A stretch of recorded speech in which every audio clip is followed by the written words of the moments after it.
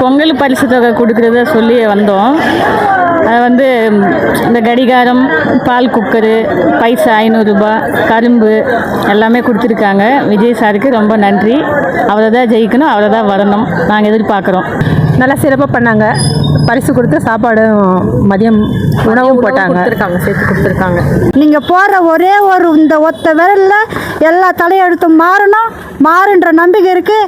வெற்றி கழகம் ஜெயிக்கும், தமிழக வெற்றி கழகம் ஜெயிக்கும். எல்லாரும் சப்போர்ட் பண்ணுவோம். தளபதி விஜய் அண்ணா தான் சிஎம்மா வரணும். இது எந்த மாற்றமும் கிடையாது. எல்லாம் வந்து வாங்குற மாதிரி அன்னைக்கும் எல்லாம் வந்து கிட்ட நின்று ஒருத்தர் தவறாமல் போட்டாங்கன்னா அவர் எப்போ முன்னுக்கு வந்துடுவார். எதை பற்றியும் யோசிக்க வேணாம், அவர் மட்டும்தான்.